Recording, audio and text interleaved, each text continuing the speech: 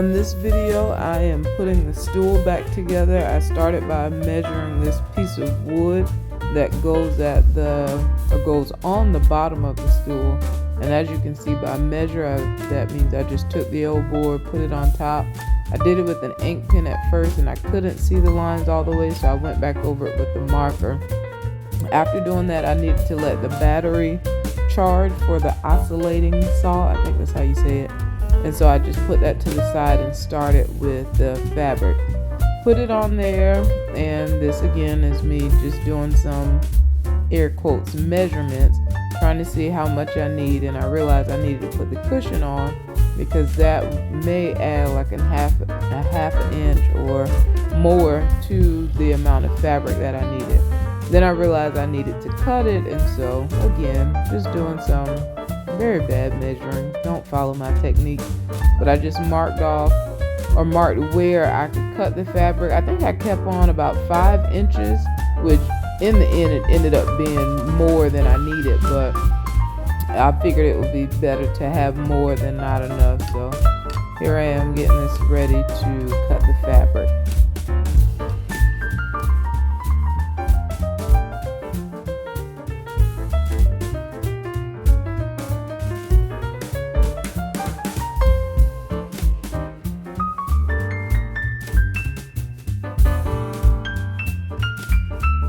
Trying to find the quickest way to do everything, so that's why I kept folding the fabric over so I wouldn't have to one, so I could keep the line as straight as possible, and then 2, so I wouldn't have to spend so much time cutting.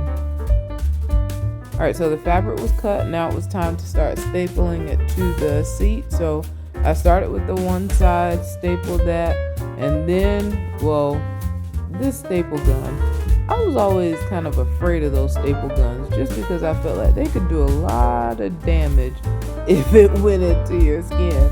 So I was working with this sitting down and that wasn't working. It took a lot of pressure to get the staples to come out. So that's why I ended up standing up and did the one side, and then I had to spend some time figuring out the best way to do this. When I put the cushion back on, one of the videos or several of the videos that I watched about upholstery, reupholstery, I'm not sure, whichever one it is, it just talked about pulling the fabric tight. But every time I would pull the fabric tight, the cushion would move, and then one part of the cushion, you can't see it on the video, but already kind of, it had an angle. Like you can tell it was already kind of pushed around the wood from the years that it was already on there. So anyway, I figured it out, decided to use some command strips to hold the cushion in place, and then I was able to start stapling down the second side as you see in the video here. And I just kept pulling it tight to make sure that it would stay on and not be so loose once I started actually using the stool, start sitting on it. I'm doing the sides. I just decided to use like I was, or fold it as if I were wrapping a present. So I did that. Again, had to stand up to use the stapler. Try to make sure I pull that as tight as possible, then decided to cut off the extra fabric.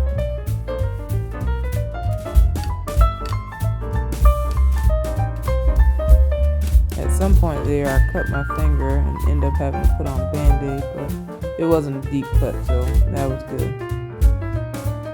So I finished both sides, and that was the cushion. Now this part, I knew I wasn't using this saw right, but I didn't take the time to try to look at a YouTube video to figure it out. I just figured out a way that worked, and by work I mean just a way it will cut the board, and I did that. Now I do wish I had a different kind of saw, and I don't even know which one I would have needed, but one where I could have just pushed the board through, because my line would have been more even. Of course, doing this, and with the saw, once you turn it on, it vibrates and it's very strong. That's why I'm holding it with 2 hands. So of course with the vibrations, my hands aren't steady. which means the lines didn't come out straight. In the end it worked out, but if I had to do this part again, I would get a different saw, a different type of saw. And I would also do this outside because it did make a lot of mess. Well, not a lot, but a good bit. Here's me sanding down the sides, even though it was going on the bottom of the stool, and I'm likely not going to touch this part. I said just in case, let me go ahead and sand the edges so that I wouldn't get a splinter in case I did end up touching the edges of this board.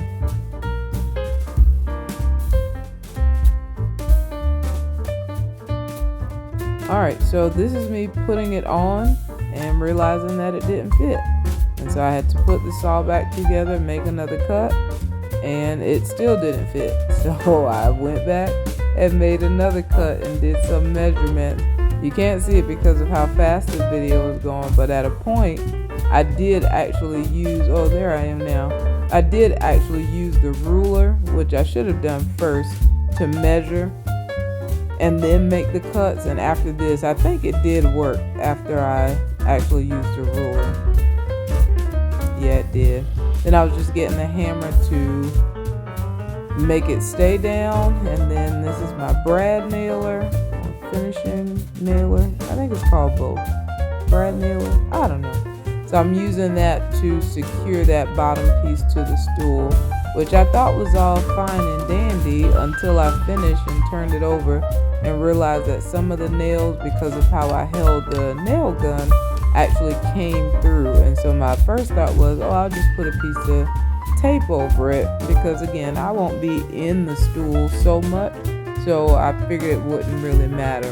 But tried the tape, that didn't work. Of course, the little nail poked right through that, and so then I was like, well, let me just cut it down, and I started popping off the nails, and I had to put this little board over it because they were like literally flying across the room, and I did not want to have an accident where it flew in my face or anything like that. So I was using a board to block the nails from flying all over, but I cut off all the long edges, put those to the side, hammered down the pieces so they wouldn't stick up, and then I decided I'd put a piece of fabric there because the fabric would just create a barrier between the nails and my hands whenever I'm opening the stool. So did that, which worked out. It looks a little rigged, but because that fabric matches the top fabric, it does look intentional.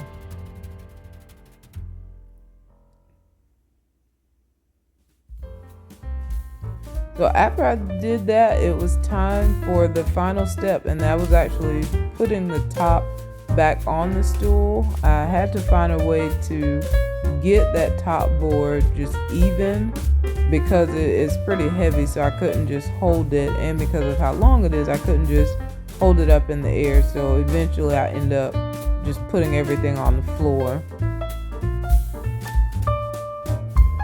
as you can see me doing right here. Laid it down on the floor, and that worked out. I was able to use the drill to get all of the screws in there, and after getting those 6 screws on the top, I sat it back up so that I could do the 2 screws on that mechanism that helps to open and close, or make opening and closing the stool easy. So I did that, and the stool was done. I did think about putting fabric over those little staples just to create another protective barrier, but I'm going to get another type of material to do that. I used the brad nailer again to make the legs a little more sturdier. A little sturdier, not more sturdier. A little sturdier, and then I was done. Shout out to my mom. She brought me the fabric, and my mom and dad for letting me use all the tools from the house so I didn't have to buy any. But here's my stool.